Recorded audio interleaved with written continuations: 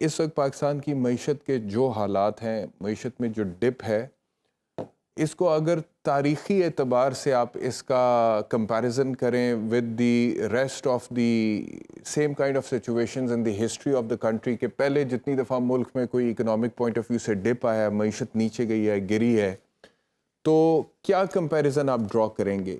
ये इस तरह की आज कल का जो डिप है, जो हालात हैं, जो आदाद शुमार है, ग्रोथ रेट जिस तरह से ऑलमोस्ट वर्चुअली 0% पे है, इन्फ्लेशन 38% पे है, इस तरह के प्रेसिडेंट्स मौजूद हैं, नज़ीरें मिलती हैं, या फिर ये अनप्रेसिडेंटेड है?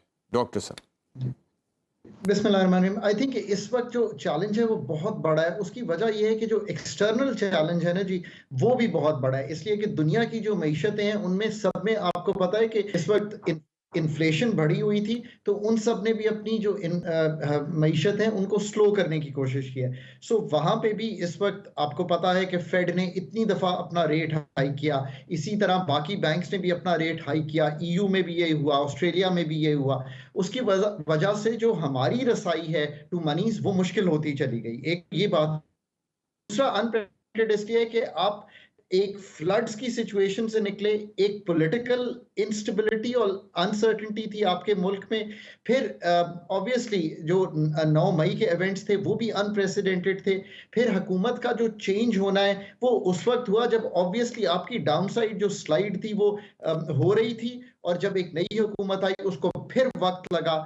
आप कहाँ इसका अंदाजा यूं लगाइए, सितंबर 2021 में 20 अरब डॉलर के स्टेट बैंक के जखायर पे खड़े थे, आज 4 अरब डॉलर पे खड़े हैं। Everything left aside Ehtesham sahab, जी। That number alone is so challenging for Pakistan. जबकि आपकी जो मतलब इंपोर्ट्स हैं वो एक माह की ना कवर हो रही हो, और ये वो इंपोर्ट्स हैं जिसमें फिर आपने अपनी इकोनॉमी को कदगन लगाकर एडमिनिस्ट्रेटिवली ठीक हो गया रोका। डॉक्टर साहब। शायद आपने कहा कि दिस इज अनप्रेसिडेंटेड है। मैं इस्तिफादा करना चाहूँगा आपकी गुफ्तगू से ज़्यादा इसी को कनेक्ट करूँगा अगले सवाल से। आपने कहा कि अनप्रेसिडेंटेड है और उसकी वजूहात आपने बताई, व्यूअर ने सुनी हमारी। आपने कहा कि नवंबर 2021 में हमारे फॉरेन रिजर्व्स 20 अरब डॉलर पे थे, आज 4 अरब डॉलर पे। अब अगला सवाल ये है कि ये जो हुकूमत है ये कहती है कि पिछली हुकूमत ने बारूदी सुरंगें बिछाई थी, इसलिए हालत है जो कि है। इस आर्ग्यूमेंट में कितनी जान है आपकी नज़र में as an expert of the economy? चलें इसको इस तरह ले लेंगे। मैंने आपको एक सितंबर 20 में बताया कि आपके ज़र मुबादला 20 थे। जब उस हुकूमत ने हुकूमत छोड़ी तो आपके ज़र मुबादला के ज़खायर 11 अरब डॉलर पे आ गए थे। तो you were on a down slide. उस 11 से अब हम 4 पे आ गए हैं। दैट आई थिंक जब मुझसे ये लोग सवाल पूछते हैं तो मैंने इसको सोचा है काफ़ी, ये आसान तरीन जवाब है। इन्फ्लेशन 12% तक चली गई थी, वो अब बढ़ के आपने देखा है कि एवरेज शायद 30% होगी इस साल की। इस पिछले महीने में 38% थी। सो जो स्लाइड थी उसको हम नहीं पाए। उसकी कलीदी दोनों की एक ही वजह है एहतशाम साहब। अगर कोई मुल्क ऐसे चैलेंज में आता है, माजरत के साथ इंटरनेशनल आर्किटेक्चर है एक, उसमें डॉक्टर एक ही है।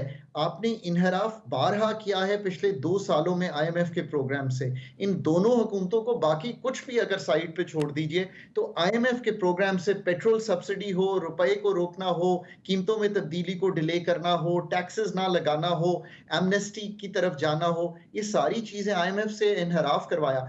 3 ममालिक जो नहीं थे आईएमएफ के प्रोग्राम में, आप लकी थे एहतशाम साहब। हम भूल जाते हैं, हम कोविड के बाद we were in an IMF programme. IMF ने आपको 1.4 अरब डॉलर कोविड में बगैर किसी शर्त के दी।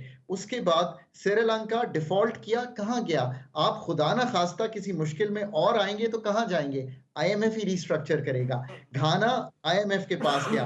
बांग्लादेश 34 अरब डॉलर के जखायर पे था। मैं हमेशा कहता हूं कि हम उनकी अब मिसाल देते हैं, उन्हीं की मिसाल ले लीजिए, वो जी। आईएमएफ के पास गया।